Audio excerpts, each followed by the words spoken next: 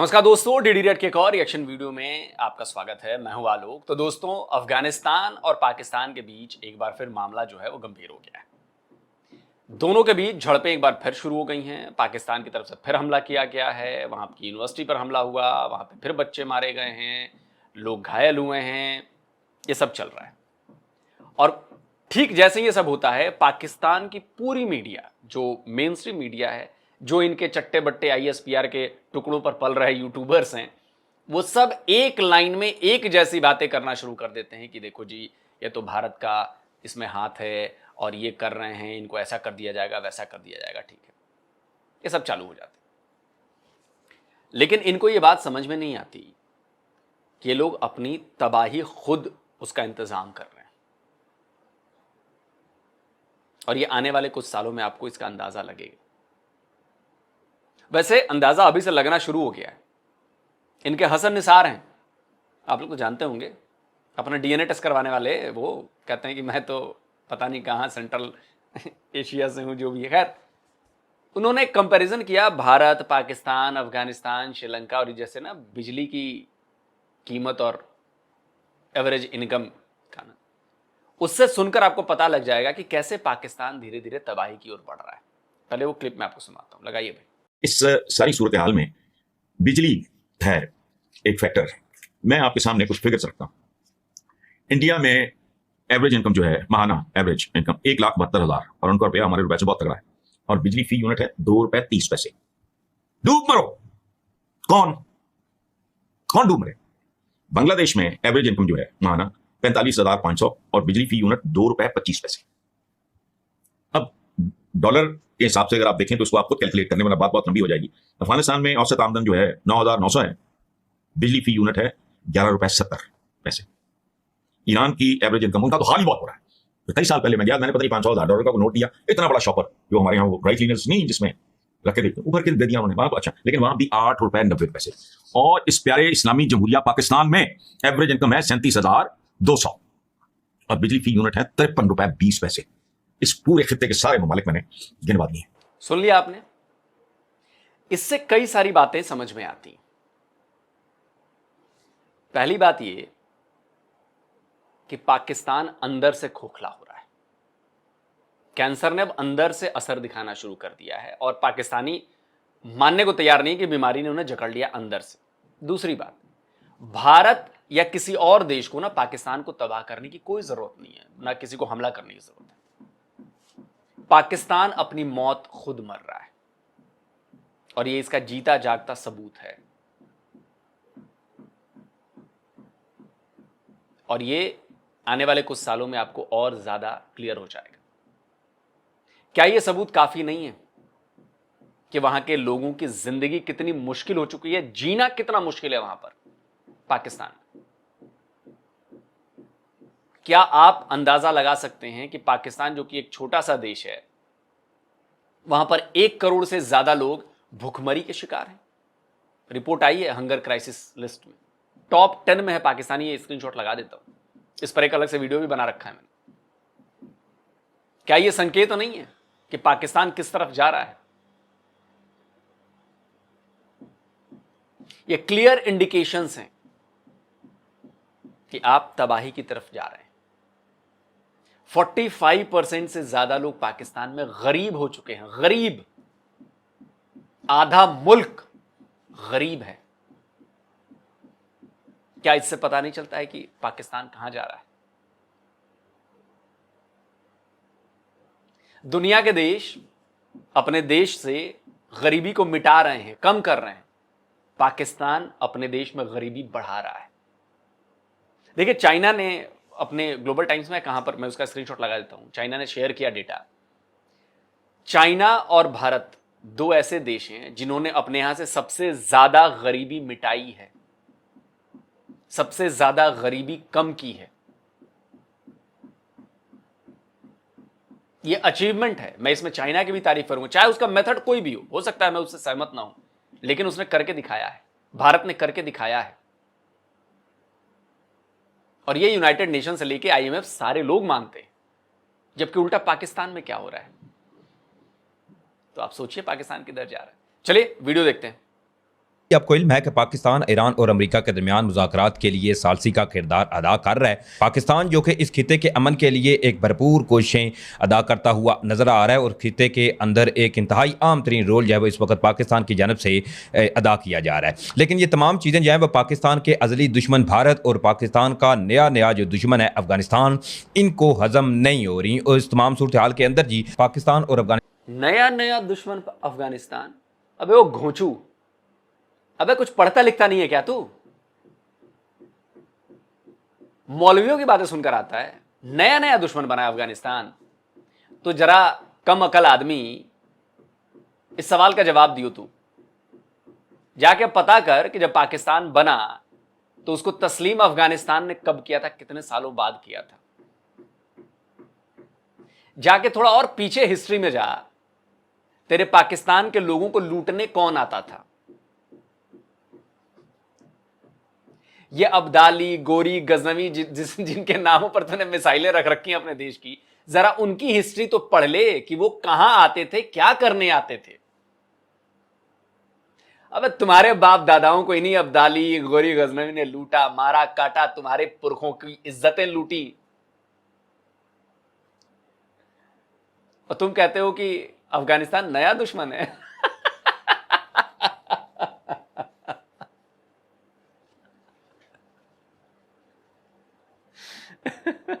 ऐसे कमअकल लोग पाकिस्तान में कुछ भी आके बैठ के ज्ञान देना चालू हो जाते हैं। शिट। पाकिस्तान और अफगानिस्तान के बॉर्डर के ऊपर एक मरतबा फिर से हालात जो है वो कशीदा हो चुके हैं। और इस वक्त एक बड़ी खबर आपको बता दें, अफगानिस्तान पाकिस्तान के बीच तनाव बढ़ते जा रहा है। अफगानिस्तान का पाकिस्तान पोस्ट पर हमला, ये बड़ी खबर। दुरन लाइन के बाद जवाबी हमला किया गया। ऐसी तस्वीरें सामने आ रही है जहां पर आपको बता दें अफगानिस्तान और पाकिस्तान के बीच जो तनाव है उन सब के बीच अब जवाबी हमला भी किया जा रहा है। और ये तस्वीरें बहुत कुछ कहती है कि लगातार हम देख रहे हैं कि पाकिस्तान और अफगानिस्तान के बीच तनाव चल रहा है। अफगानिस्तान की सरजमीन तो इस्तेमाल हो रही है। क्या कर लिया है दुनिया ने? क्या कर लिया यार अफगानिस्तान का? क्या बिगाड़ लिया दुनिया ने?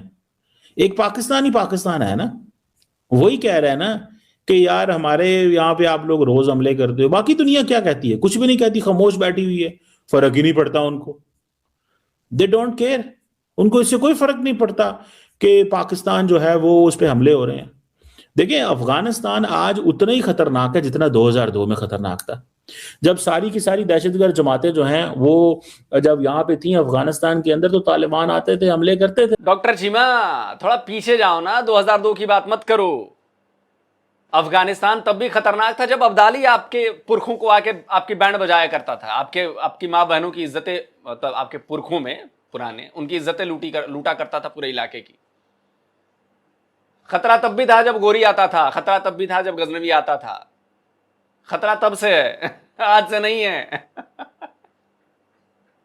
आज भले आपको अब्दाली अपना भाई लगता हो, गोरी अपना भाई लगता हो, गजनवी आपका भतीजा लगता हो, जो भी है, लेकिन सब वहीं से आते थे, हमले करते थे। जो वो अलकायदा मौजूद थी वो हमले करते थे। आज किधर है दुनिया? आज जब पाकिस्तान के कर्नल और पाकिस्तान के जनरल और पाकिस्तान के पॉलिटिशियन और पाकिस्तान के मासूम लोग शहीद होते हैं, वेयर इज द वर्ल्ड? दुनिया कहाँ पे है? मैं समझता हूँ कि Pakistan is still at the state of war right now. तो मैं समझता हूँ कि इंडिया पाकिस्तान की जंग अभी रुकी नहीं है। जिस चीज़ को उजागर करने की ज़रूरत है, आप तालिबान लेके तालिबान हुकूमत तक रुक जाते हैं।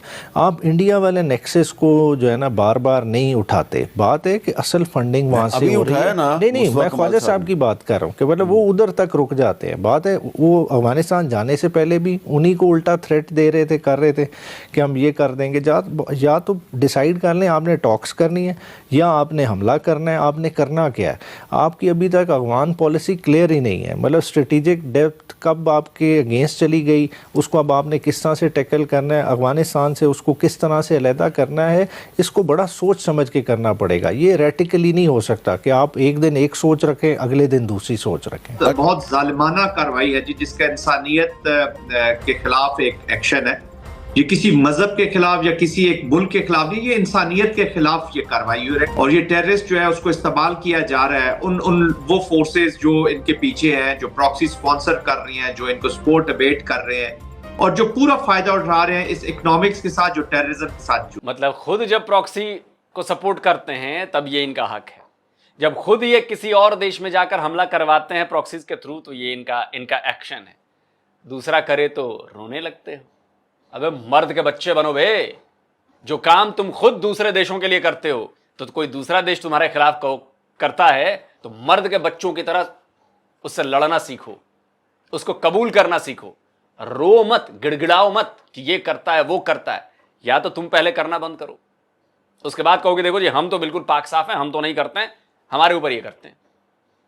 लेकिन तुम करो तो प्यार और हम करें तो है, ऐसा नहीं चलेगा।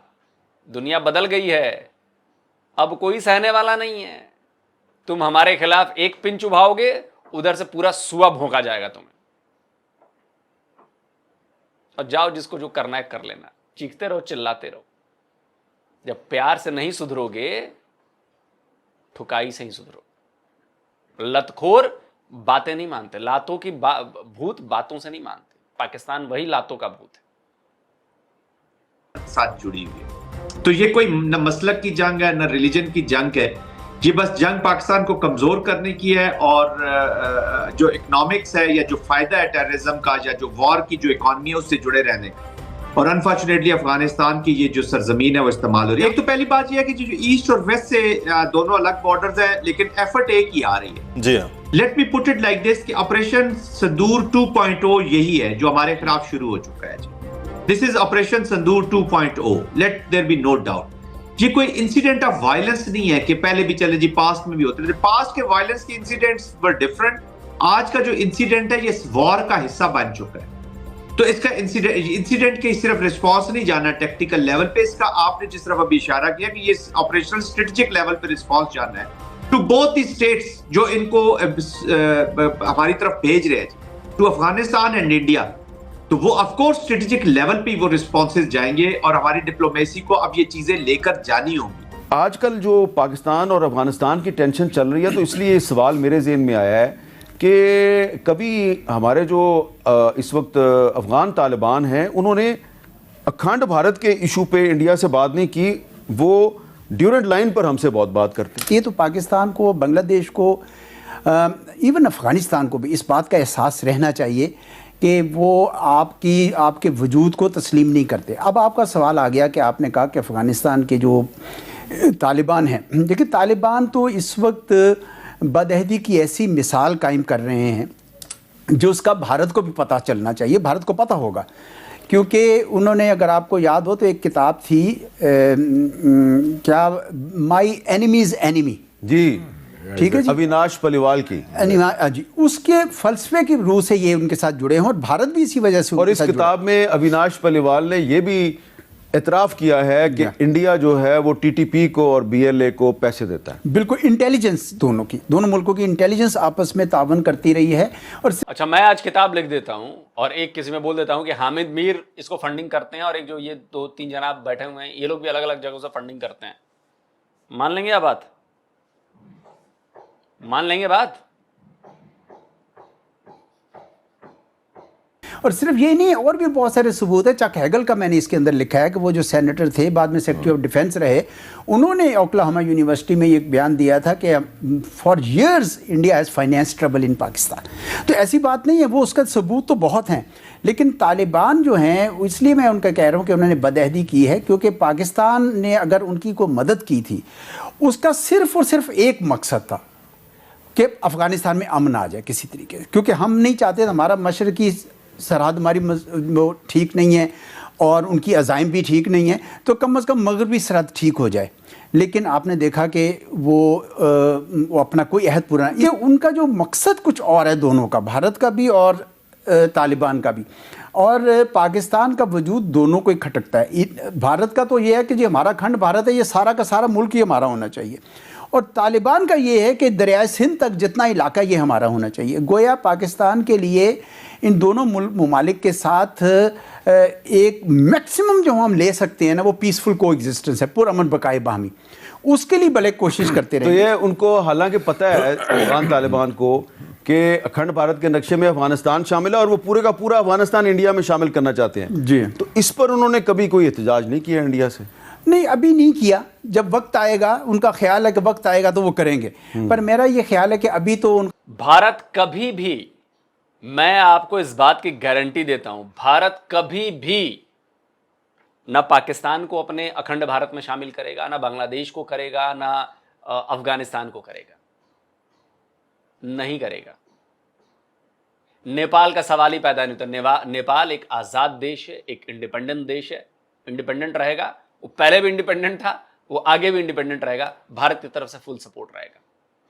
भूटान, श्रीलंका सबको सपोर्ट रहेगा। हम चाइना की तरह या बाकियों की तरह हम एक्सपेंशन नहीं करना चाहते। हम विस्तारवादी नहीं हैं। जो हमारे पास अभी है हम बस उसको सहेज कर रखना चाहते हैं। हमें नहीं करना विस्तार, हमें नहीं करना पाकिस्तान की जमीन पर कब्जा। हां, जो हमारा है वो हमारा है। पीओके हमारा है तो हमारा है, वो हम लेंगे।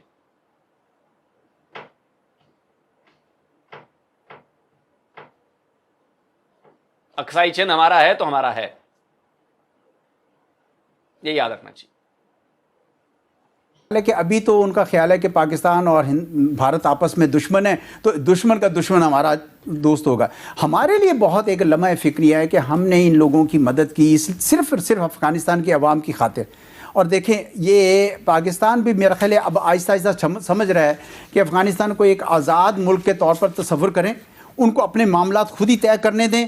अब हम उनके अमन के लिए जितने बरादराना हमने जज्बात का इजहार कर दिया है, अब हमें थोड़ा परहेज़ करें, उनको अपने मामलात खुद हल करने दें और अपने बॉर्डर को जो है ना खुद महफूज करें। हम मैं आपको ये बताना चाहता हूँ कि जो अफ़गान कौम है उसके साथ बिल्कुल हमारी कोई लड़ाई नहीं है। कॉन्टेक्स्ट बड़ा क्लियर होना चाहिए कि पाकिस्तान वो मुल्क है जिसने एक आप कुछ भी कहेंगे हामिद मीर साहब कि अफगानिस्तान के साथ आपकी लड़ाई नहीं है। क्या आप इतिहास भूल गए हैं? क्या आप सब कुछ भूल गए हैं? आप इतने गिर गए हैं नीचे कि आपको रियलिटी बोलने में भी अब डर लगने लगा है।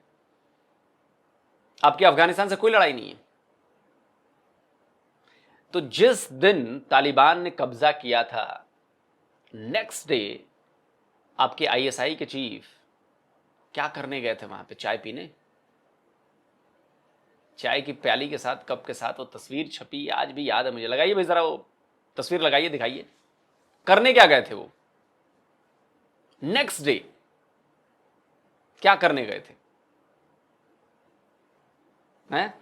आपकी दुश्मनी नहीं है पाकिस्तान से, अफगानिस्तान से कोई? तो 70% 80% से ज्यादा अफगानी पाकिस्तान से नफरत क्यों करते हैं? क्यों करते हैं? अरे कोई तो वजह होगी। किसी एक को भड़का सकता है भारत, दो को भड़का देगा कि पूरा पूरा पूरा मुल्क भड़का देगा भारत? वो कौन सी वजह है? मैं पाकिस्तानी तुमसे पूछना चाहता हूं। अरे कोई तो वजह होगी जिससे अफगानी भड़के रहते हैं आपके यहां, आपसे। मैं आपको भड़काऊं किसी के खिलाफ, आप भड़क जाएंगे क्या? नहीं भड़केंगे ना। बेसिक है। हामिद मीर, आपसे उम्मीद नहीं थी। मॉडल मेजबानी की है। 40 साल तक दुनिया की सबसे बड़ी रेफ्यूजी पॉपुलेशन को आपने without any problem, friction free relationship. अभी आप जाए यूरोप जाए या उधर जाए, हर जगह मसले पैदा हो जाते हैं, कभी कोई मसला नहीं हुआ। ईरान में तो कैंपों ने रखा था, इधर सारी आज़ादी, घंटे की आज़ादी। शर्म नहीं आती आप लोगों को झूठ बोलते हुए? आप लोगों ने डॉलर के लिए अफगान रिफ्यूजियों को अपने यहां रखा। क्या आपको, स्क्रीनशॉट लगाओ भाई, क्या आपने अरबों डॉलर यूनाइटेड नेशन से नहीं लिए इस दौरान? ये क्या कहती है रिपोर्ट? क्या कहती है रिपोर्ट? इस जैसे पता नहीं कितने डॉलर, लाखों डॉलर आपने लिए। अगली लगाओ भाई स्क्रीनशॉट। क्या अमेरिका से आपने लाखों डॉलर, अरबों डॉलर नहीं लिए, करोड़ों डॉलर नहीं लिए अफगान रिफ्यूजी के नाम पर? शर्म नहीं आती आप लोगों को बोलते हुए? और किसी बिना प्रॉब्लम से रहे आपने रिफ्यूजी कैंप बनाए, आपने वहां पे उनको फ्री मेडिकल सर्विसेज दी, आपने उनकी नौकरी का इंतजाम किया। क्या बात करते हो यार मुशाहिद हुसैन? डॉलर भर भर के तुम लोगों ने अपने सूट बूट सिलवाए हैं, और उन अफगानियों को जिन्होंने अपनी मेहनत से, अपनी मजदूरी से, अपने बाजुओं की ताकत से अपना घर परिवार बनाया, फिर उनको जब डॉलर मिलने बंद हो गए, लात मारकर तुमने घर से बाहर निकाल दिया।